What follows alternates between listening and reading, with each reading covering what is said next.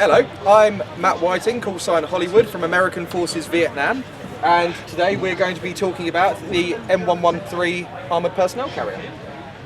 So, it is, as the name implies, it is a armoured personnel carrier. It's able to take men from the forward operating base, or wherever they are to start with, to the battlefield in semi-safe comfort. Inside, I mean, it is a very bare-bones vehicle.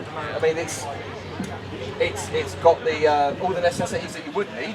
You've got your seat, and that's about it. You've got your two hatches, one for the commander, who also operates whatever armament's on top. More often than not, you see things like the M2 Browning.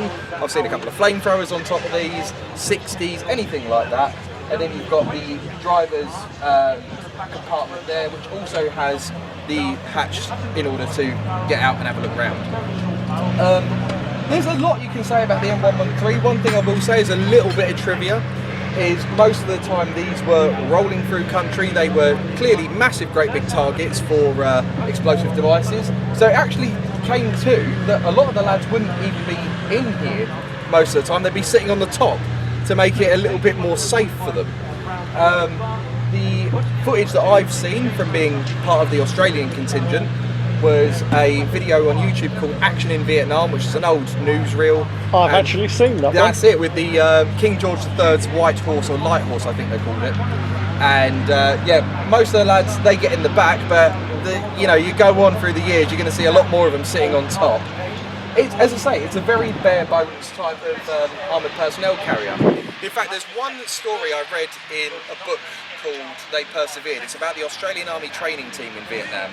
And there was a guy who was an armoured advisor, and they come to this river, and he says to his South Vietnamese counterpart, he says, I don't like the look of this, and he says it to the American, and he says, no, we can't get through that at all. The American looks at him and goes, hell no, we can get across this, come on guys, follow me, and they slowly see this thing disappear into the water.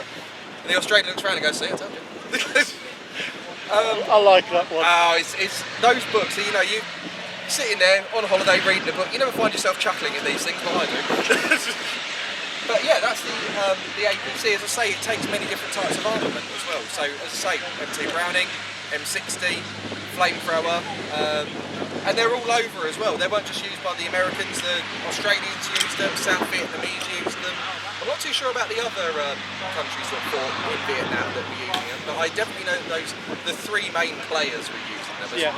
Well, the South Vietnamese actually evolved a whole new doctrine with them, didn't they? Yes, they did. And it actually then got the Americans going back and adding two M60s for the ACAV version. That's it. So that's the kind of brief overview of my knowledge extent anyway of the M113. I mean, there's plenty you can look up about it. It's one of those ones, it's about as useful and as versatile as, say, the Willis Jeep of World War II or the Mutt of our era, And in many ways, I think for Vietnam, it was the Jeep. It was, yeah. Just a few tons heavier. Yeah, but still quite vulnerable with the RPG-2 and RPG-7. That's it. As I say, I think I'd be with the lads on top of it personally. There is a lot, and you can see it still in the Ukraine with exactly the same logic. Yes, because you've got more chance of running away from it when you see it coming. That's a good way to look at it. Absolutely.